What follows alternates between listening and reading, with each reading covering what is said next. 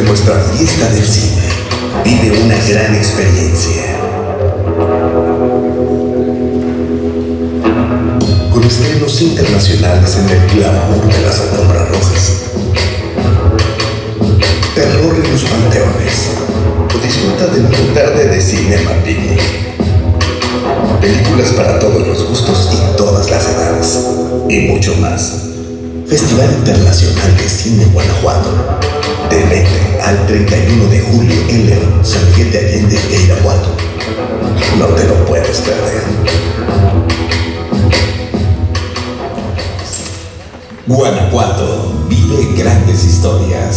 Secretaría de Turismo. Gobierno del Estado.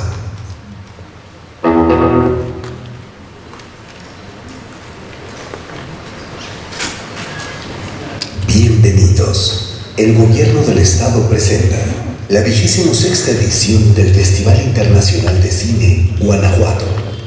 Comenzamos. Muy buenas tardes. Agradecemos su presencia en esta conferencia magistral impartida por dos de las mujeres más importantes para la industria audiovisual de México. Solicitamos a Valeria Alfaro García, presidenta del Sistema para el Desarrollo Integral de la Familia, que suba al escenario para comenzar con este evento. Asimismo, agradecemos la presencia de Gloria Magali Cano de la Fuente, directora del Instituto Municipal de Cultura, Arte y Recreación de Irapuato.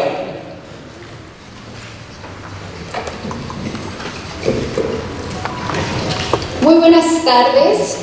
Me siento muy honrada de estar aquí con ustedes, con todas y todos ustedes, para escuchar esta conferencia magistral que sin duda nos hablará de fuerza, perseverancia, paciencia, pasión, búsqueda y muchísimo trabajo por parte de dos maravillosas mujeres que han logrado destacar en el cine y la televisión.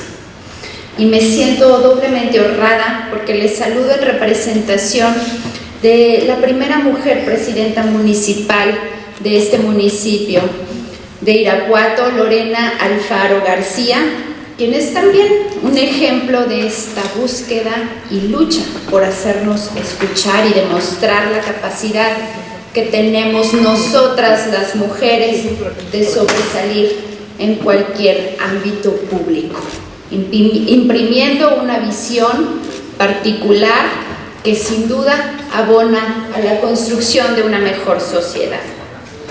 Saludo con mucho gusto a nuestras invitadas especiales, Tita Lombardo y Arcelia Ramírez, grandes ejemplos de vida y de logros que han conquistado las mujeres. Y es gracias al esfuerzo decidido de artistas como ustedes que podemos enriquecernos y llenarnos de experiencias que no hemos vivido, pero que podemos internalizar gracias a su trabajo en la pantalla. El cine nos permite explorar canales de comunicación que nos humanizan, que nos dan versiones, que nos hacen encontrarnos y empatizar. Por supuesto, quiero agradecer a las y los organizadores del Festival Internacional de Cine Guanajuato. Muchas felicidades, Sara Hogg, por ser también un ejemplo de mujer fuerte y resiliente que sabe abrazar y honrar un legado tan importante como lo es el GIF. Muchas gracias, Gloria Cano, directora del Instituto Municipal de Cultura, Arte y Recreación de Irapuato, por hacer posible esta colaboración.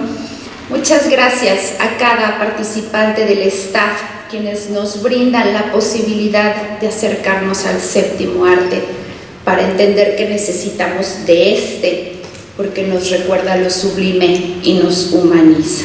Nos brinda también la posibilidad de conocer y aprender. Sean bienvenidas y bienvenidos a Irapuato, que es su casa y les recibe con mucha alegría y con muchas ganas de llevarnos grandes experiencias. Más cine, por favor.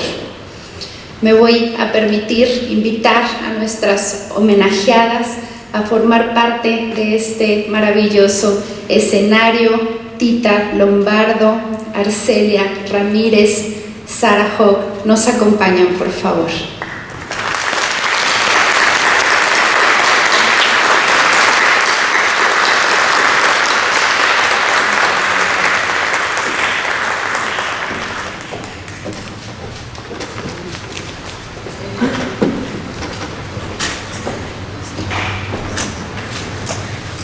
A continuación, quisiera pedir a Sara Hock, directora ejecutiva del Festival Internacional de Cine Guanajuato, que nos dedique unas palabras.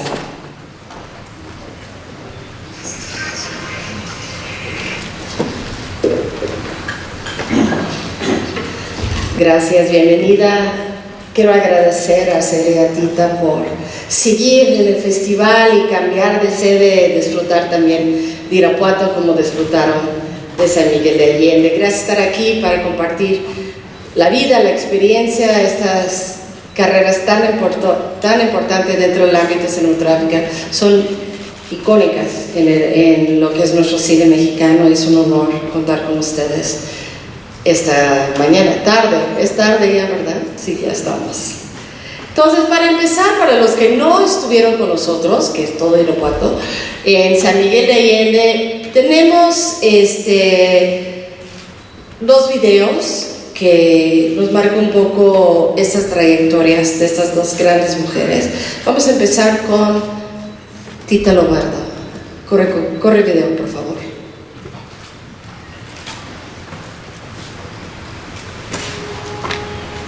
Cuando vi Canoa, me enamoré del cine mexicano, ¿no? Pero dije, este cine sí me interesa, me gustó. Y entonces yo era prima, y digo era porque ya murió Vicente Silva.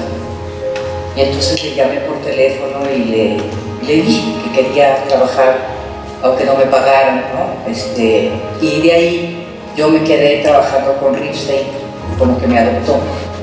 Pues fui desde asistente personal de cargarle el portafolio hasta asistente de producción. Por ejemplo, hice El Imperio de la Fortuna como asistente de producción y seguí trabajando con Arturo durante 10 años. De pronto se hace un mito, ¿no? De la productora de Ripstein, pero la productora de Ripstein estaba vendiendo. ¿Sabes? Creo que yo soy una productora que tuvo mucha suerte. Siempre me tocó estar en el lugar preciso, en el momento preciso.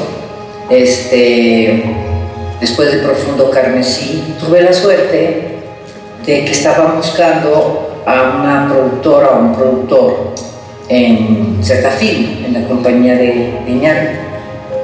Cuando vio que yo, entre todos los currículos de gente que hacía publicidad, vio que yo además había hecho cine y dijo, esta, ¿no?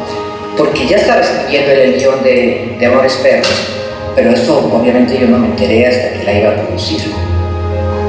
Alejandro tenía su Dream Team, ¿no? Que era trabajar justamente con Rodrigo Prieto, con Gigi Broch, con Gael. Y bueno, empezamos a llamarlos y Rodrigo dijo, no, pues es que yo en junio me voy a vivir a Estados Unidos, ya mis hijos están inscritos en la escuela.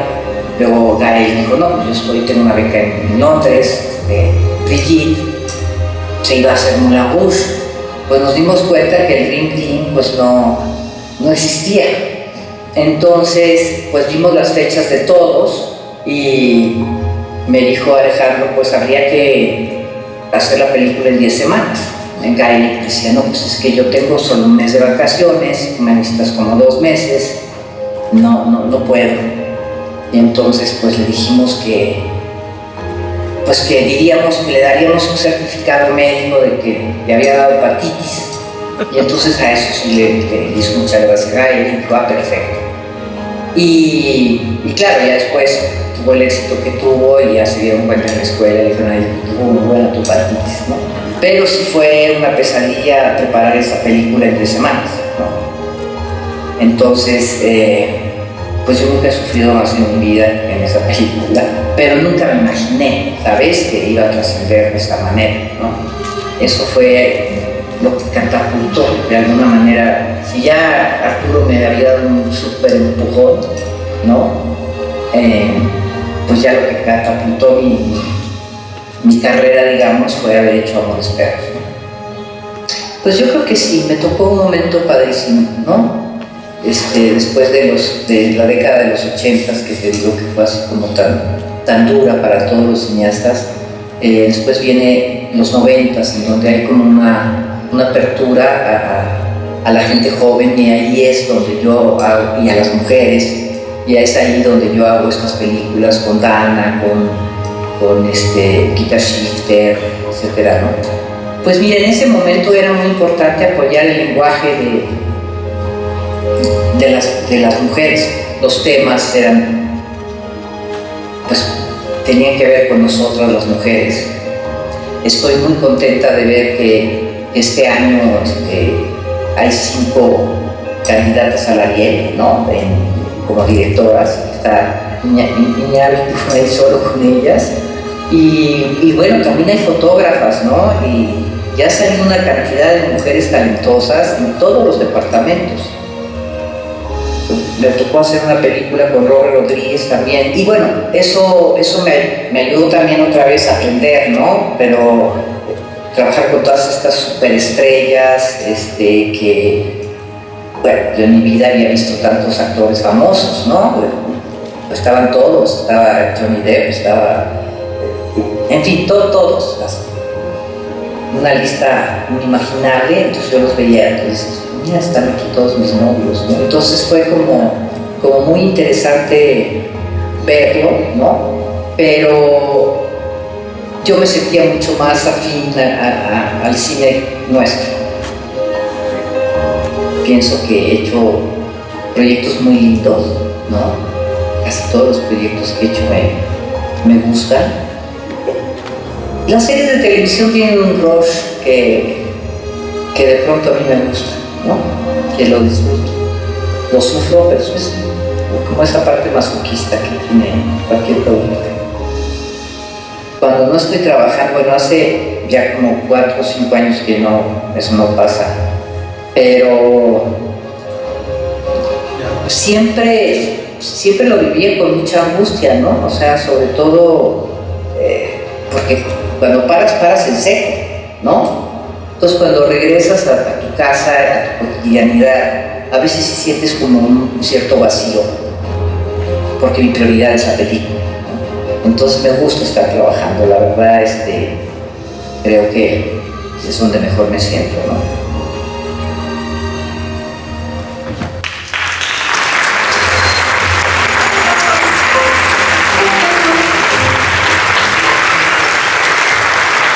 Esta es Tita Lombardo, ni más ni menos.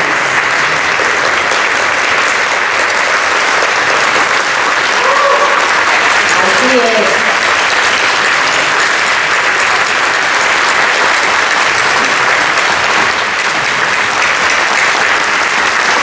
Y para continuar, vamos a recorrer la carrera de Arcelia Ramírez. Corre video.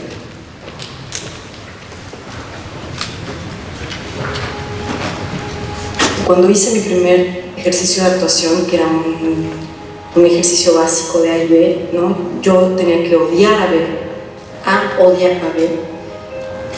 Y pues ahí estaba yo enfrente de esta persona que en mi vida había visto y acabé temblando con un nudo en la garganta, habiéndole dicho yo qué sé, pero con una enorme emoción.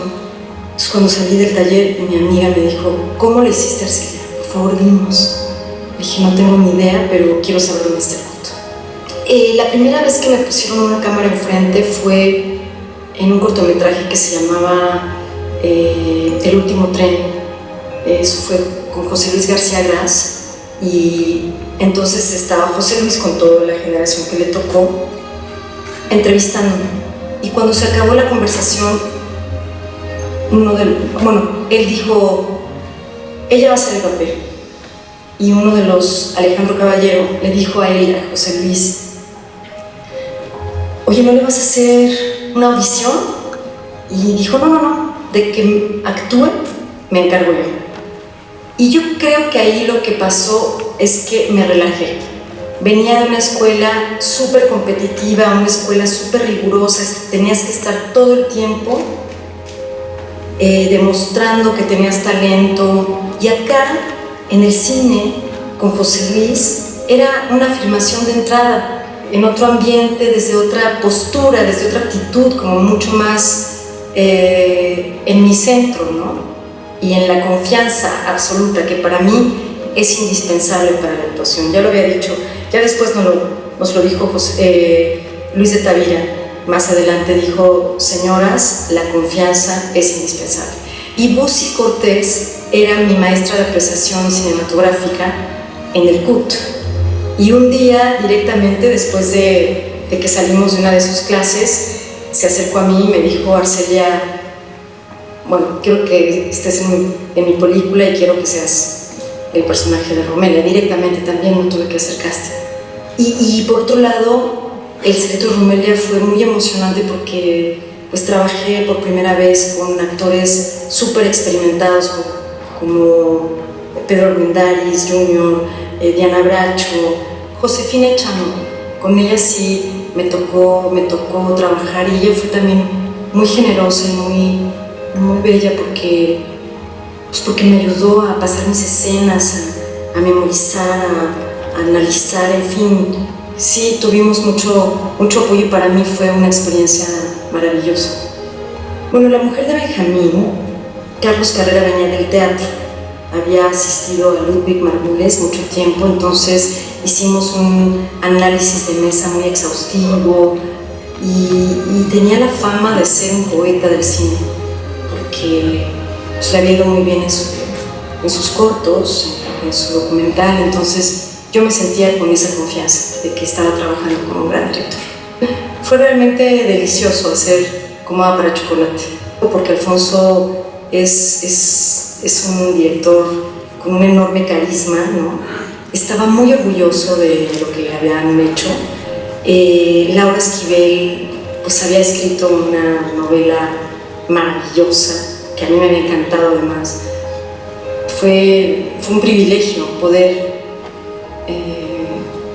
haber hecho películas como Cilantro y Perejil, por ejemplo, o En un claroscuro de la luna. Era más bien en este momento que se dio en llamar el nuevo cine mexicano, en donde también irrumpieron las mujeres, una nueva generación de guionistas, de fotógrafos, de directores, por supuesto. No sé, como la colaboración, por ejemplo, con Marisa fue fundamental, que ella siempre me sacaba como de los personajes que normalmente me daban por lo que yo proyectaba, ¿no? Que era como la buena o la Cándida Heréndira, y ella me decía: no, tú eres la abuela desarmada, si es que esa es la que me interesa. Entonces empezamos esta maravillosa aventura. Yo creo que es uno de los proyectos más entrañables que he tenido, y yo creo que también tenía que ver con que nuestras protagonistas eran increíbles, ¿no? Jimena Ayala y Nancy Gutiérrez. En ese momento, cuando yo empecé a hacer cine, irrumpieron las mujeres en el ámbito cinematográfico y llegaron para quedarse, y todo eso ha sido más bien ver la evolución de su presencia, de su visión, de su narrativa, de su estética, de sus historias, del poder, de sus posturas. Entonces me siento muy orgullosa y muy feliz de estar siendo testigo de eso, porque hay una generación increíble de jóvenes directoras y de guionistas y de fotógrafas y de sonidistas, productoras, obviamente. Realmente es una satisfacción muy grande, ¿no? Siempre el premio más importante es el haber hecho a los personajes, ¿no? El haber participado en los proyectos, porque eso es lo apasionante. A mí lo que me interesa de un director, de una directora, es eso, la visión, el punto de vista, la postura humana, artística, el contenido, las ideas, las emociones, un personaje apasionante, una historia increíble que contar. Me tiembla la vena.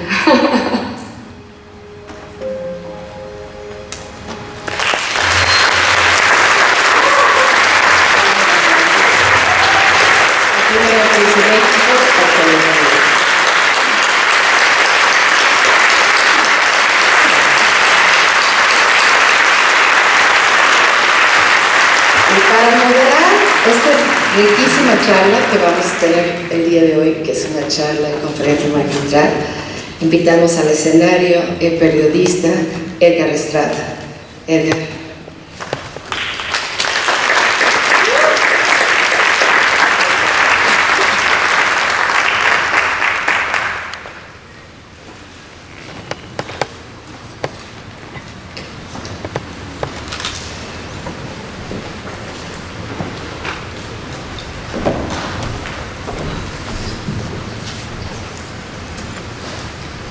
Qué gusto estar con ustedes, con todos ustedes por supuesto.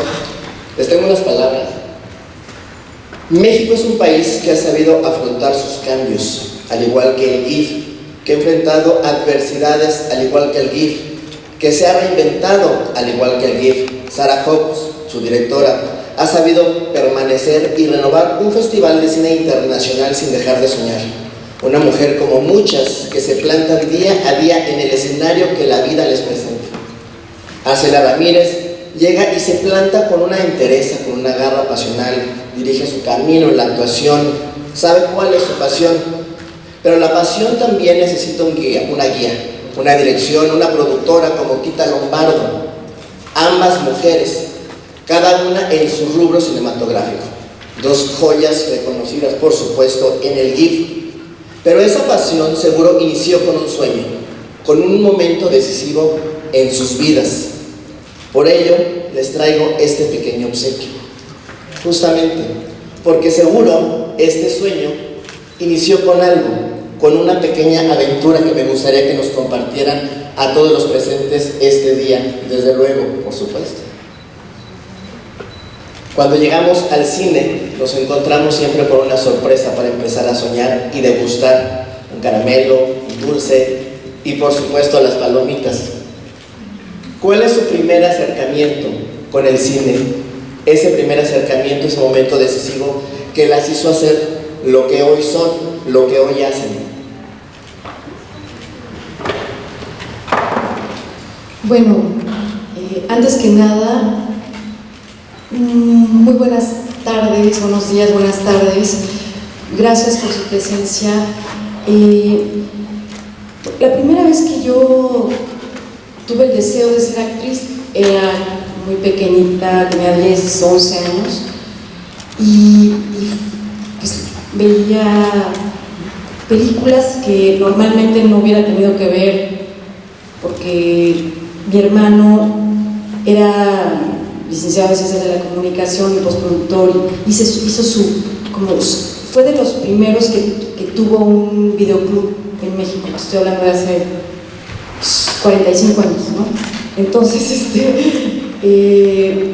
y entonces a mi casa estaba una de estas máquinas beta y veíamos películas en la televisión así magníficas y yo dije, yo quiero hacer esto, quiero ser actriz. Se lo dije a mi mamá y mi mamá, su primera reacción fue que estudiara en una escuela de bellas artes. Me dijo, vas a estudiar teatro, actuación y danza y música y es una actuación artística integral con la secundaria, cosa que nunca pasó. Después yo quise hacer lo que mi hermano quería, estudiar comunicación, y allí en Ciencias Políticas de la UNAM, porque pasé directamente del CCH Sur, me encontré con una amiga que estaba haciendo un taller de teatro y pues ya, bueno, lo que conté un poco, ¿no? Que después de ese ejercicio decidí ser actriz y justo saliendo de las escaleras, saliendo de ese taller en las escaleras de Ciencias Políticas, pregunté por el CUT, que era una escuela súper rigurosa, como también ya lo dije ahí, y justo estaba la convocatoria y justo estaba una generación muy importante de actores y actrices pues, súper talentosos, y talentosas, son más mujeres que hombres. Pero lo digo porque creo que si no hubiera, la interlocución no hubiera sido con ellas, yo seguramente no sería la actriz que soy. Así que pues así fue. Mi papá también se puso muy feliz, me dijo, lo único que te pido es que seas de las buenas. Y pues ya, así fue. Y eres de las mejores. Definitivo, el aplauso tan solo en Cannes, o en este caso, fuertes, de las necias y de las apasionadas, nada más. La pasión siempre debe estar presente. Tita, ¿cuál fue tu primer acercamiento? Tu momento decisivo. También lo dije ahí. Yo vi dos películas que me marcaron muchísimo, que fue El lugar sin límites de Arturo Ripstein y Carnaval de Felipe Casals. Fue como un cine mexicano que yo desconocía y que me encantó, que me marcó. Y como yo sí fui como un adolescente rebelde y que no sabía qué quería ser de grande, y ya era grande porque ya estaba terminando la prepa y tenía que decidir qué estudiar, etc. Y no sabía qué quería estudiar. De pronto pensé que tenía yo un primo que tenía una compañía productora de cine, y dije, bueno, le voy a pedir trabajo porque igual por ahí es, ¿no? Y me gusta. Y pues sí, le llamé, le pedí una cita, lo fui a ver, y me dijo, bueno, pues preséntate a trabajar mañana, ya tienes trabajo, y espero que te portes bien. Y así fue como empecé, y con muy buena suerte, porque trabajé con Arturo Ripstein en un proyecto, y como lo comentaba, pues empecé cargándole el portafolio y después terminé siendo su productor, pero fueron como pues, muchos años de aprendizaje con él. Me daba mucho miedo dejar de trabajar con él y que los directores se dieran cuenta que no sabía yo tanto, ¿no? Que era más el tiempo, que estaba yo como muy bien colocada por Arturo, hasta que de pronto un día dije, ya, tengo que romper esta dependencia espantosa, y tengo que lanzarme a trabajar con otros directores. Y ahí es que yo empiezo a trabajar con otros directores, y bueno, pues así fue mi inicio. ¿Y ambas han trabajado con grandes directores, con grandes productores, por supuesto, su caso, que han estado presentes también en el GIP, que han sido parte durante esta historia de 26 años, que han sido homenajeados, recibido conferencias magistrales, pero parecería que todo es miel sobre hojuelas. ¿Con cuántos nos se enfrentaron ustedes durante su carrera? Justo porque a lo mejor dirían, es que Tita ha trabajado con Iñárritu, con los mejores, los más importantes reconocidos, Arcelia, llegar a Cannes, en este caso a este homenaje también al GIP, pero ¿con cuántos no se enfrentaron? Pues con muchísimos, ¿no? Muchísimos. La cantidad de castings que hacen uno y que no te favorecen las decisiones que toman los directores de pronto. Yo creo que es una carrera, la mía, que los actores trabajamos con nosotros mismos, digamos. Nosotros somos el instrumento de nuestro trabajo. Así que yo creo que hay que fortalecerlo mucho, cuidarlo mucho, sobre todo entender que la decisión de un director, el otro día estábamos platicando con Mariano Varo justamente de lo delicado que es hacer un reparto y decidir muy bien quién va a ser tu película. Vaya, de pronto no, por muchas circunstancias los directores no tienen el Dream Team, ¿no? Pero sí, yo creo que hay que entender como actor que no es personal, que hay como una alquimia que tienen los directores que articular, ¿sabes? Como la temperatura, el color de un actor, su sensibilidad con la de otro, que no necesariamente quiere decir que no eres buen actor o actriz, sino que en esa configuración fue mejor la otra persona que estaba antes que tú o contigo haciendo el casting, digamos, ¿no? Porque yo creo que lo peor que le puede pasar a un actor es la amargura. Hay que huir de eso. Hay que estar en formación, en el ejercicio de tu quehacer o hacer una actividad artística paralela. Hay que estar en el mundo, verlo, viajar, oír música, ir al teatro y al cine, enriquecerte, para que cuando llegue la oportunidad estés en pleno y des una vida interior rica, poderosa, que el director esté encantado con esto, ¿no? Que puedas estar flexible, dúctil, para que esculpe contigo lo que necesita de ti, ¿no? Entonces creo que hay como un ejercicio de autoconocimiento y de fortaleza, que los nos va a haber muchísimos, pero también va a haber sís, y esos sís que nos encuentren plenos, llenos, para podernos vaciar en el otro, en el personaje, para que el costal de herramientas estén allí a la disposición, ¿no? ¿Y ha habido personajes que te han costado mucho trabajo?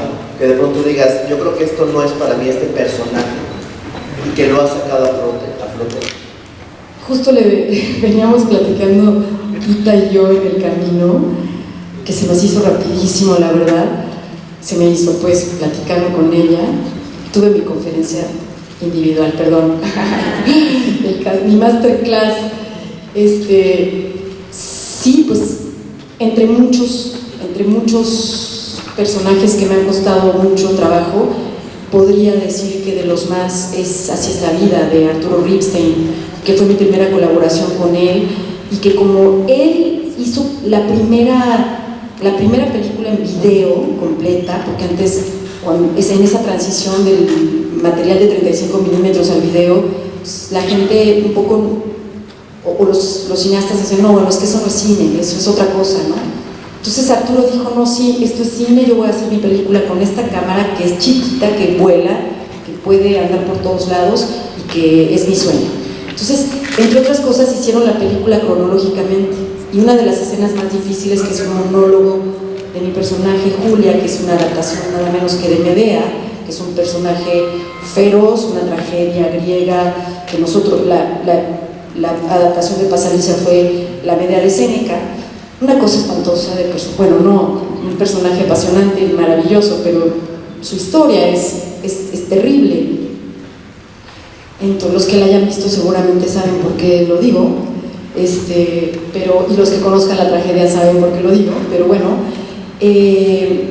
hicimos ese primer monólogo que digo que era una cosa muy difícil, pero había habido un proceso de ensayos en donde todo había pasado súper bien, y ese día yo no sé si fue que un poco también la impresión de estar trabajando con él, o lo feroz del personaje, pero me bloqueé, y Arturo tuvo mucha paciencia, mucho respeto, y empezó con una estrategia así de ir como desmantelando mis mecanismos de defensa, pues me llevó a que esa escena la pospuso para otro día, porque no había manera de que yo me desbloqueara con esa escena.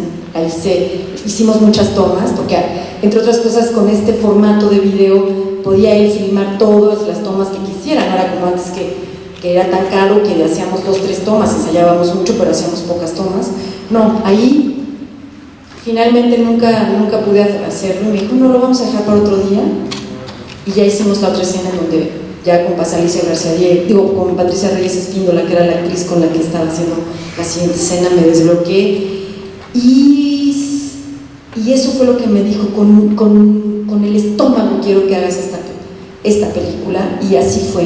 Pero entonces como me costó tanto trabajo y no accedí ese día al monólogo, me fui a mi casa con el personaje a cuestas, con ese personaje a cuestas tremendo, y no me soltó, o yo no lo solté porque dije, mañana no voy a acceder a él, ¿no?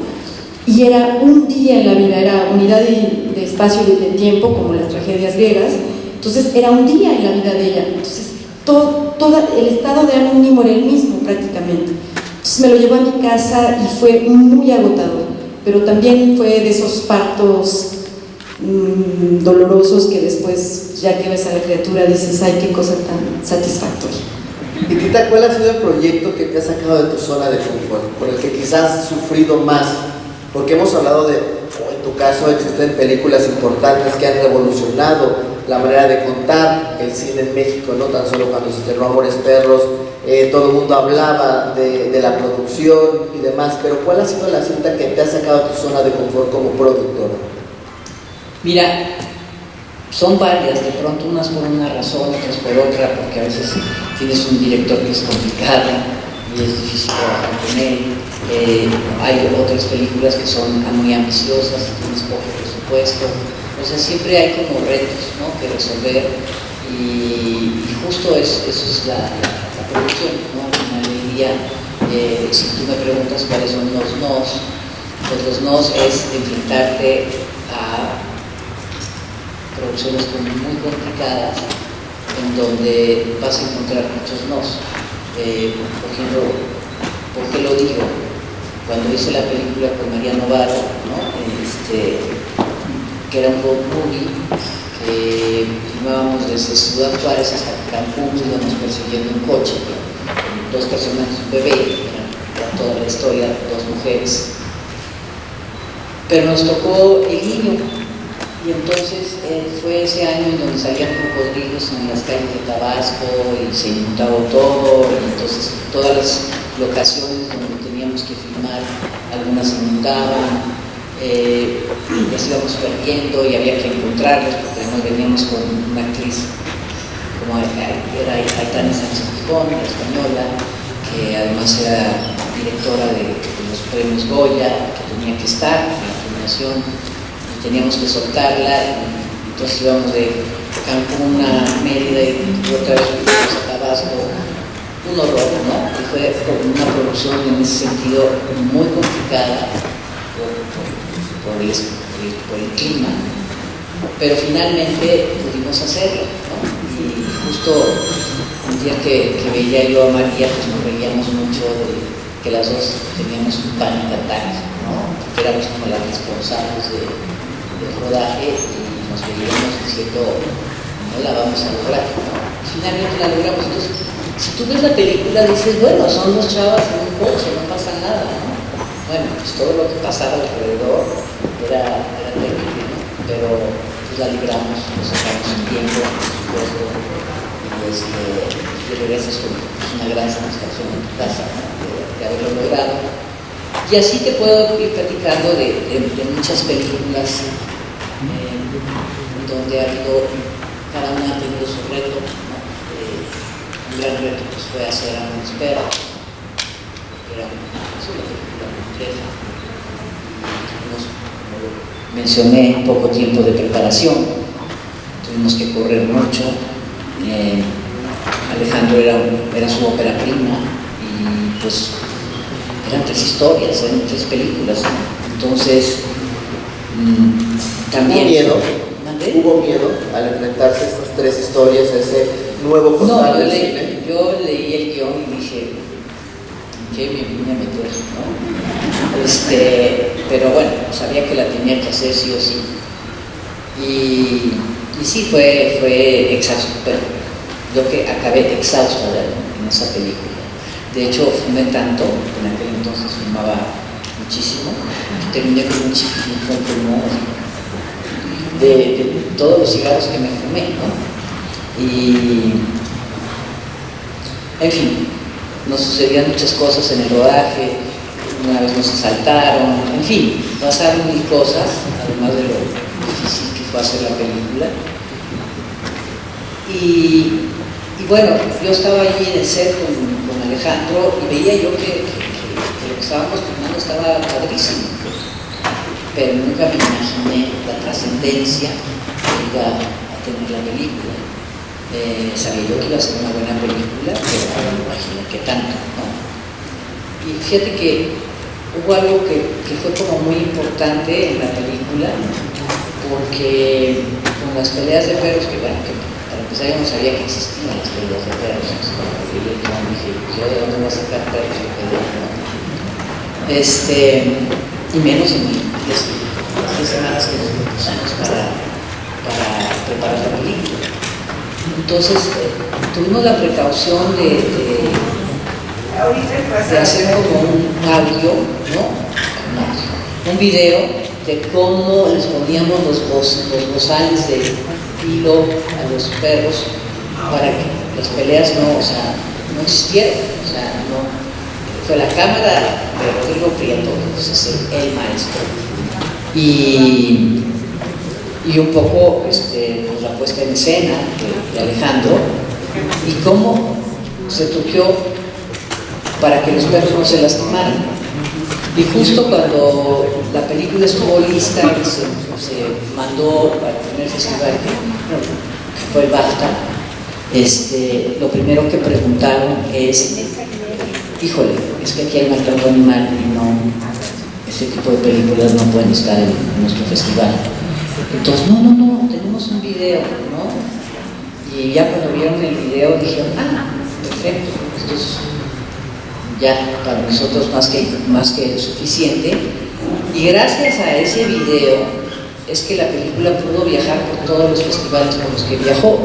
Si no lo hubiéramos hecho, a lo mejor no hubiese pasado de verse en México. Entonces, bueno, son de esas cosas fortuitas que se ocurren de repente, de vamos a grabar cómo hicimos las peleas de perros, porque empezaba la Asociación Protectora de Animales en la Ciudad de México a ser fuerte con la China Mendoza y decir, es que va a venir la China Mendoza y no va a parar el rodaje cuando sepa que están haciendo una película con perros de pelea. Y pues no, ni vino la China Mendoza, nada, pero sí tuvimos ese video. Entonces, a veces tienes mucha suerte, ¿no? A pesar de que tienes una serie de contratiempos y peligros, los vas sorteando con muchísima suerte, o a veces puedes tener un rodaje que se complica más de la cuenta y se vuelve un rodaje torturante, ¿no? Hablando justo de tortura, una película recientemente vimos contigo que nos sucumbió, que nos movió las entrañas, que llegó a los festivales, es La Civil. ¿En qué momento de tu vida llegó La Civil para ti?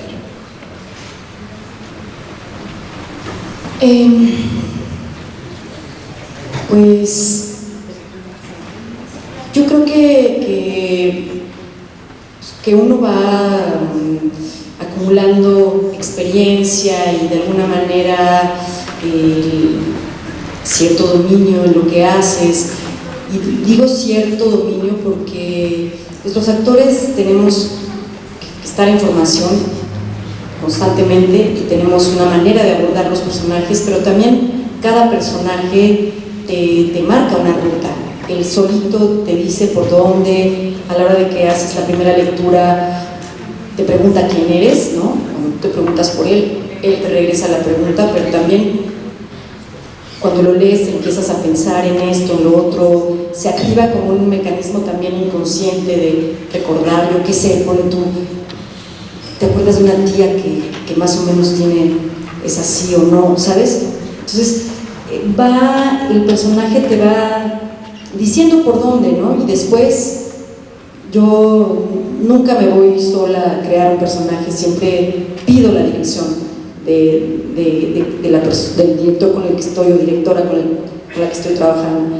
En fin, de alguna manera uno no entiende más o menos qué hacer, pero luego hay personajes que te vuelan la cabeza y que cuando los lees, que es lo que me pasó con La Civil, pues sabes que estás enfrente de algo poderoso y delicado y que tienes una responsabilidad muy grande, ¿no?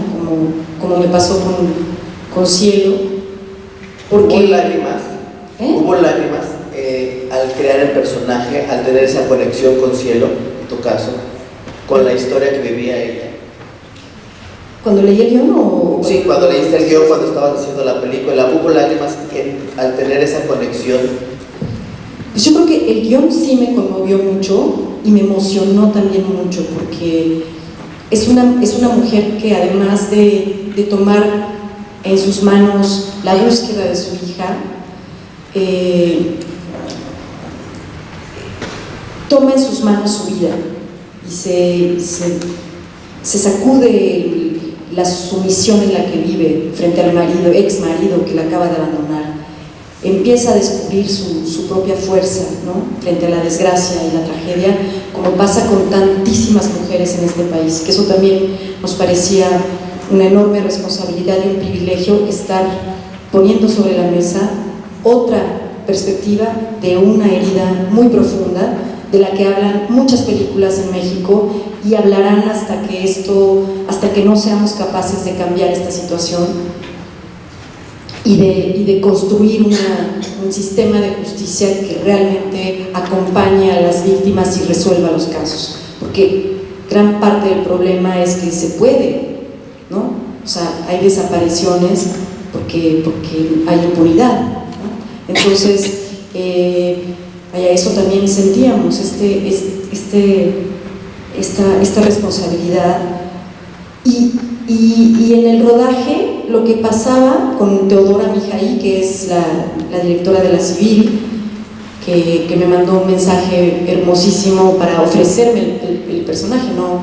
Yo no hice casting, ella cuando empezó a buscar financiamiento para hacerla, ya que tenía el guión, después de una investigación muy larga de 6 años y incluso de haber empezado un documental sobre la mujer que inspiró al personaje de Cielo y que lo detuvieron porque eso era complicado y porque prefirió la ficción para poder incluir el testimonio de otras mujeres a las que también había entrevistado y para hacerlo con mucho más libertad y mucho, o sea, contar la historia que ella realmente quería contar. Entonces tuvieron ese guión y cuando empezaron a buscar quién, ella pensó en mí y luego otras personas le dijeron este personaje lo podría hacer Arcelia.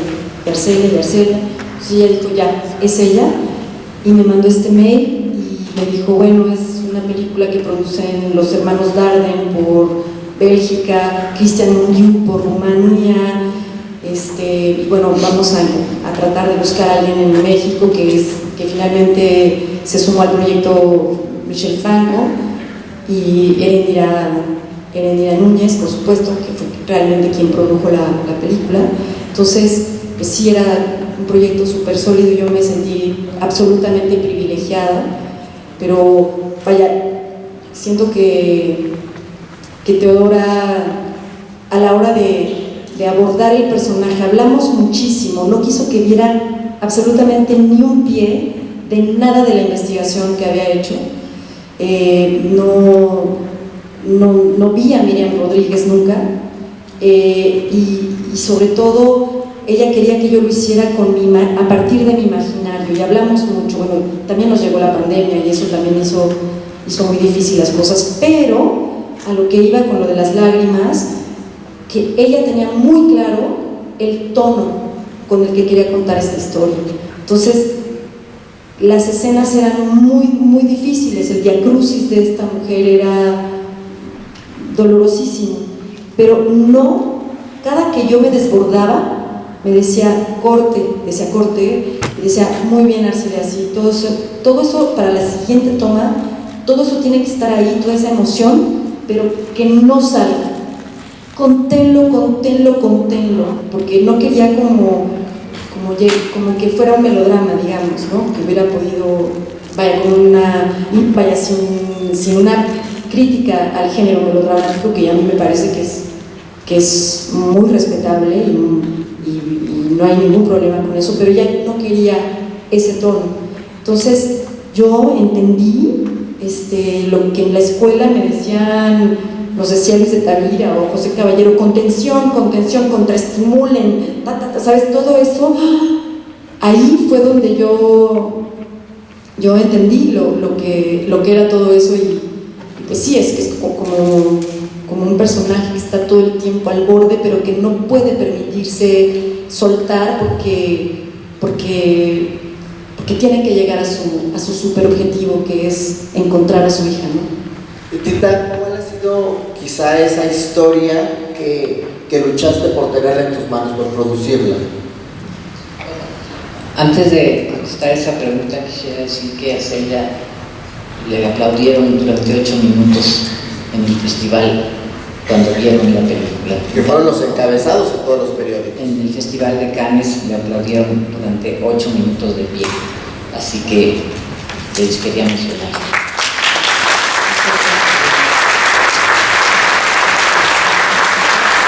Porque ¿no? Tener una actriz del tamaño de Arcelia. ¿Cuál es la pregunta? La película que luchaste por tenerla en tus manos, por producirla. Mira, la verdad es que es como una pregunta complicada porque las películas han llegado a mí y muchas veces ya han llegado con el financiamiento casi armado, ya armado, y yo nada más las he ejecutado, ¿no? Entonces,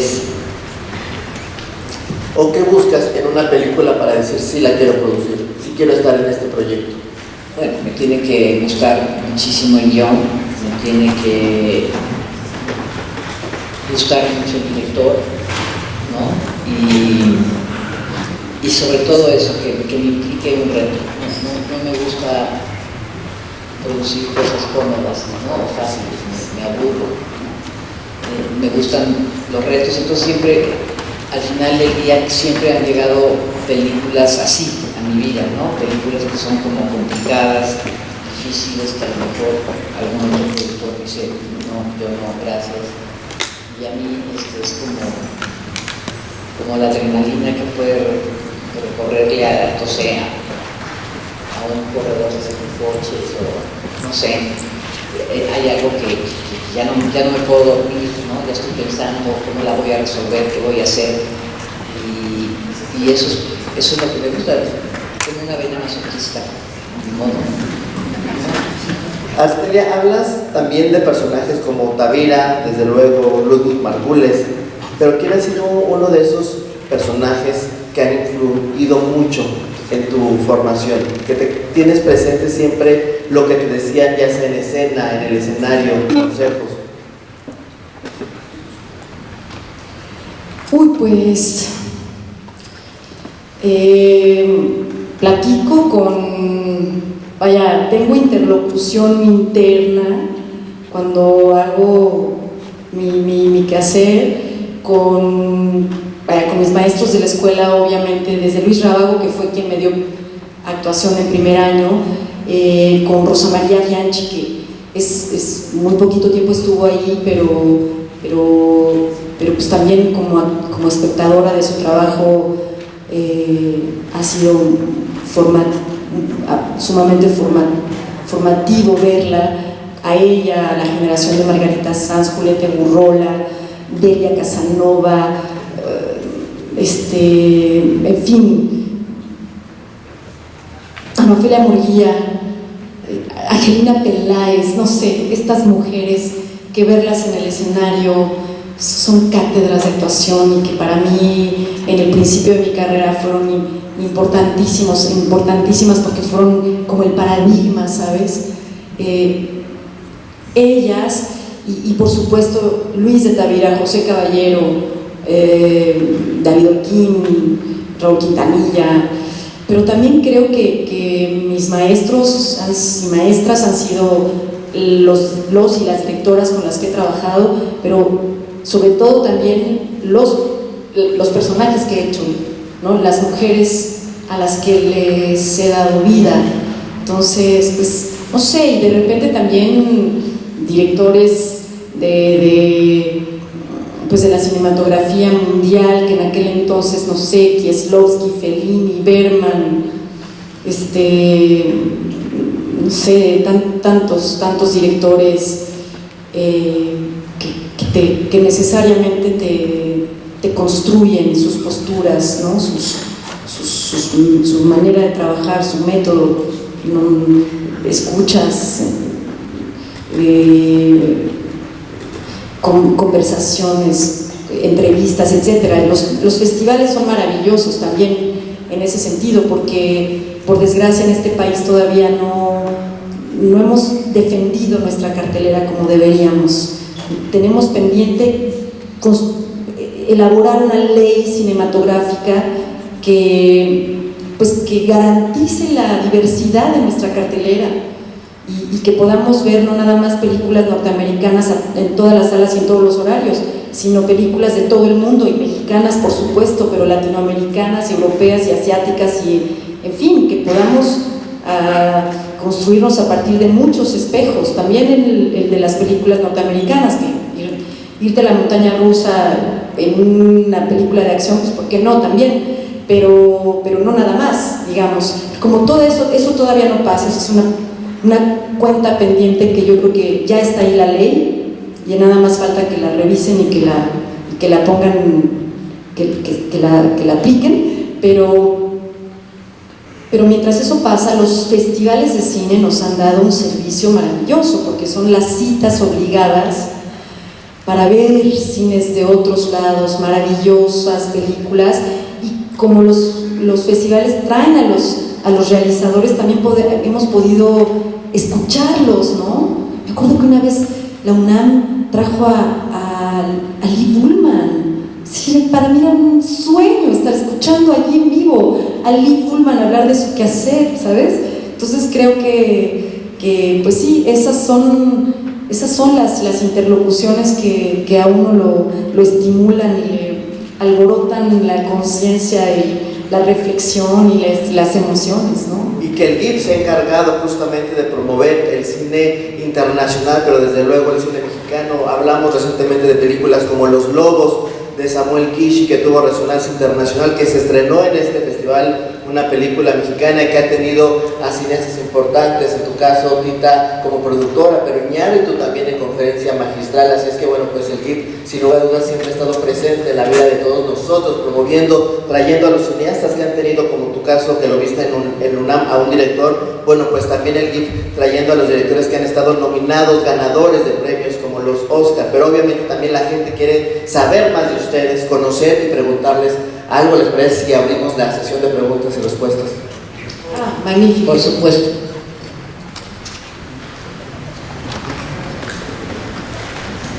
¿Tenemos alguna pregunta? Sí, vivan los festivales. Sí. Vivan. Más cine, Sara. Más cine.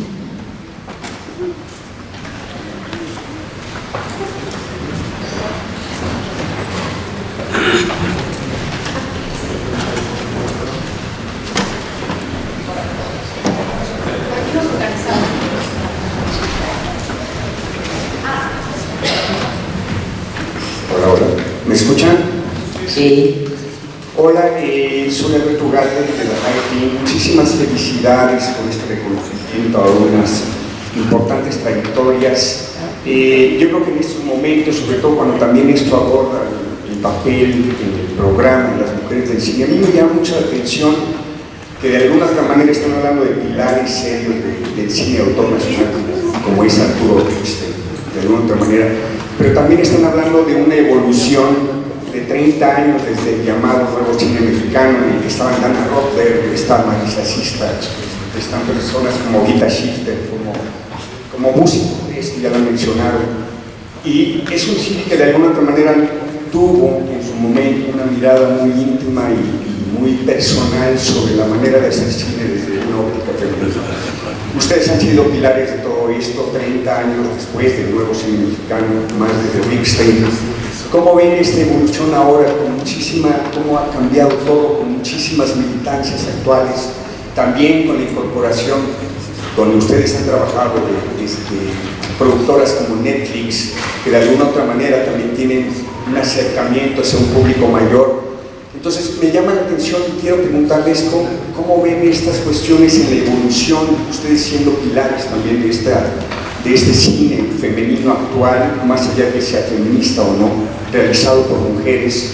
¿Cómo ven esto, por un lado, y en una cuestión general de cine, sobre todo hablando de la ley, también con el GIF enfocado en la inteligencia artificial y los beneficios y también riesgos de cine? ¿Qué historias se pueden contar? ¿Qué hace falta en el cine nacional? Ustedes, con su experiencia, ¿qué creen que haga falta, no solo para atraer al público, sino para que estas películas sean reconocidas, digamos que en festivales, pero más allá de los minutos en los que se aplaudan por su trascendencia? A ver si pueden contestar esto de antemano. Gracias por esto.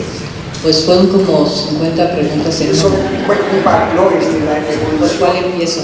No, la evolución y el camino femenino que crean ustedes, y qué creen o qué historias creen que le haga falta contarse hoy también, y particularmente con los avances tecnológicos. Mira, sobre lo que hablabas del cine de mujeres en los 90s, creo que las mujeres nos tuvimos que insertar en el cine que había, ¿no? Y desde ahí empezar un camino y todo un proceso. Hoy me da muchísimo gusto que la narrativa de las mujeres esté teniendo esta importancia, como lo mencionaba yo en el video, y que los Arieles de este año los lideren mujeres, tanto en dirección como en fotografía.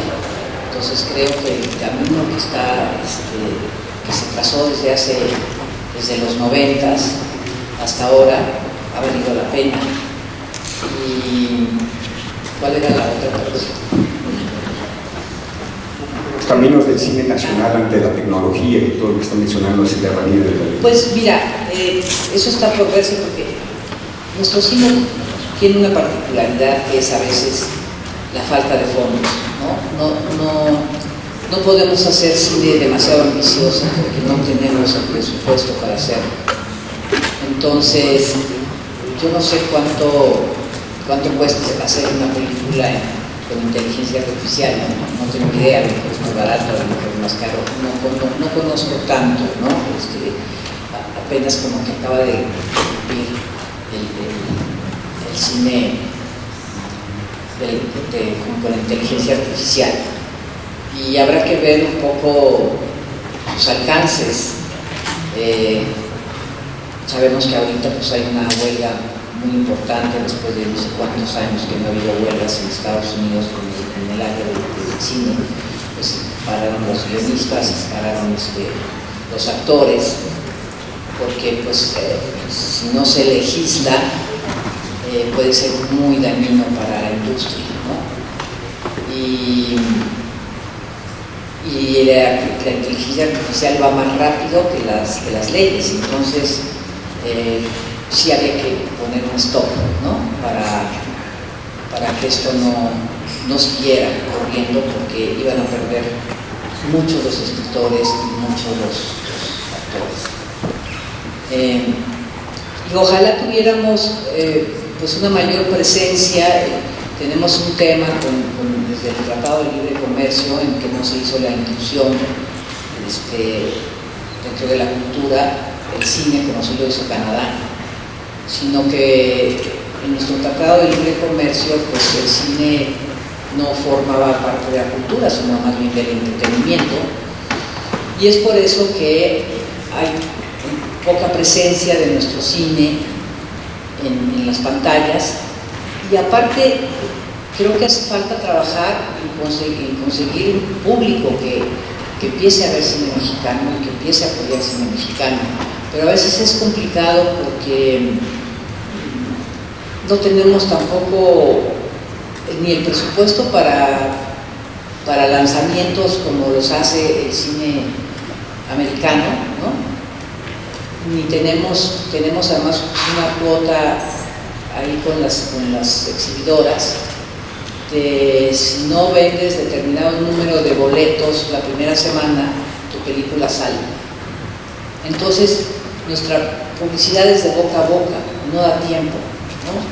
Entonces, por eso son tan importantes los festivales, porque las películas se ven y ganan premios, y a veces cuando ganan premios, entonces adquieren cierto interés para el público. Hay que hacer, en Estados Unidos hay un Star System, ¿no? Tú ves a la gente en los centros comerciales y dicen, vamos a ver la película de Mel Gibson. No les importa ni quién es el director, ni nada. Les interesa ver la película de Mel Gibson. Aquí hace falta también crear como un Star System, ¿no? Que digan, vamos a ver la película de Arcelia Ramírez, pero no ha habido la oportunidad, porque nuestras películas duran muy poquito tiempo en las salas de cine. Entonces hay que crear toda una cultura en ese sentido, que yo creo que tendría que aprenderse desde la escuela, ¿no? Porque finalmente el cine mexicano es nuestra identidad. Entonces, hay películas que nos representan como país, como en el caso de La Civil, ¿no? Que habla sobre la desaparición forzada, etcétera, etcétera. Entonces, que creo que son películas que nos deberían de interesar. Pero bueno, hay que trabajar sobre eso, pienso yo. Sí, yo creo que hay que trabajar como desde diferentes ángulos un problema complejo como este de la exhibición del cine y que llegue el cine mexicano a su público. Pero yo sí, como lo acaba de mencionar Tita, creo que tenemos que tener una educación audiovisual, una educación artística. Siempre se me antoja que los esfuerzos en ese sentido que se hacen se tendrían que duplicar.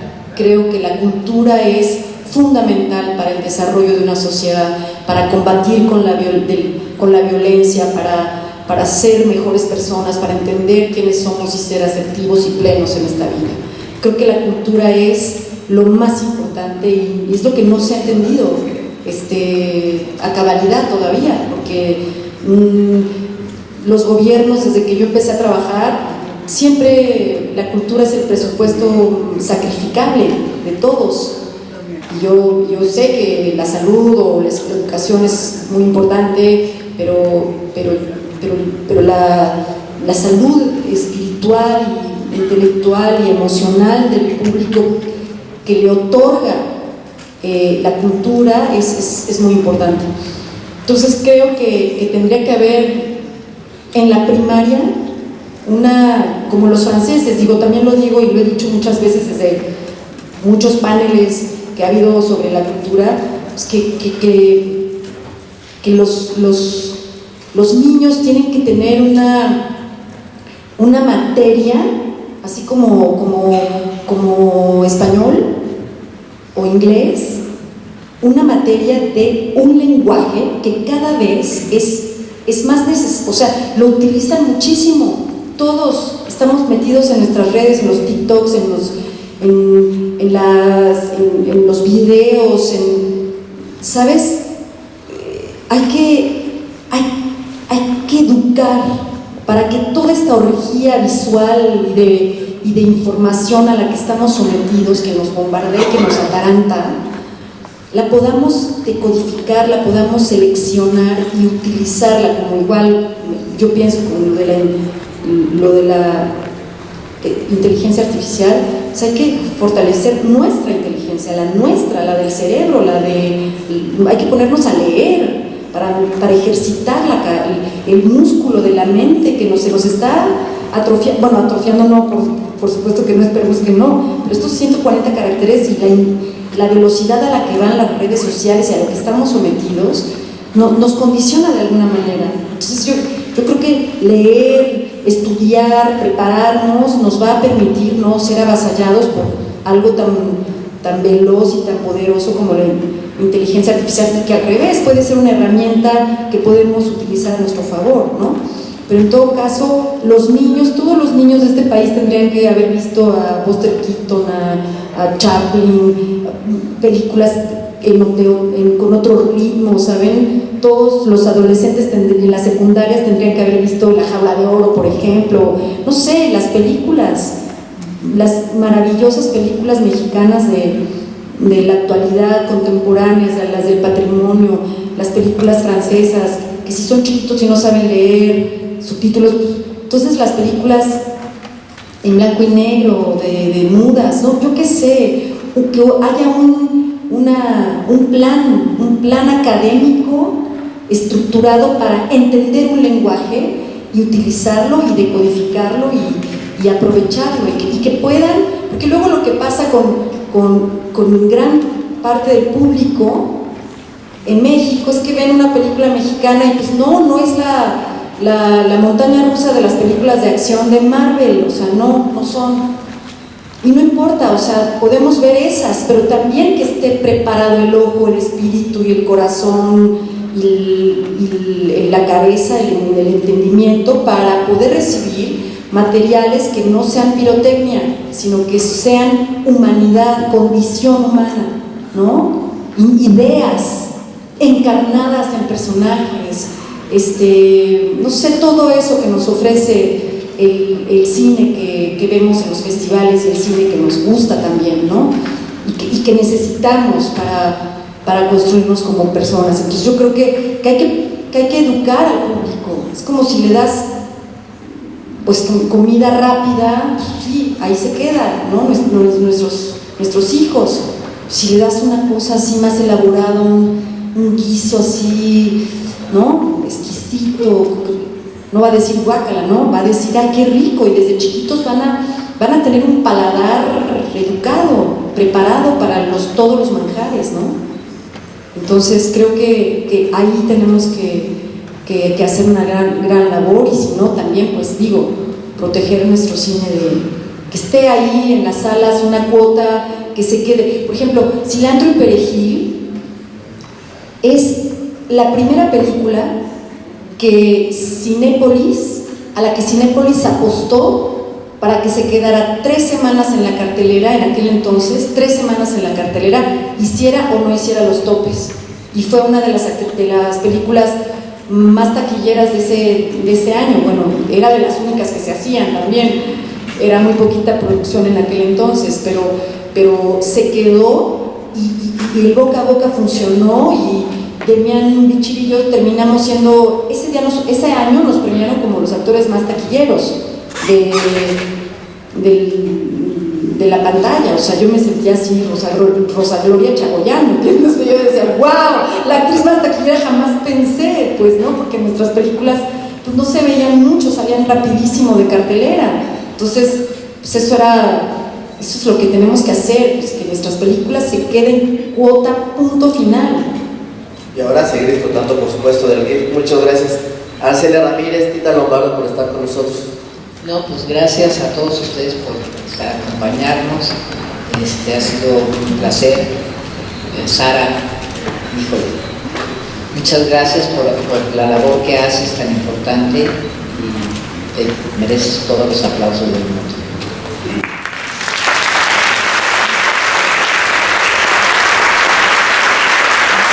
Gracias, Ana, gracias a todos. Gracias, Arcelia, gracias, Tita. Edgar, muchas gracias. Les vamos a invitar a salir tras cortina. Vamos a dar la oportunidad a la prensa encontrarlos aquí al exterior del teatro. Vamos retrasados, la película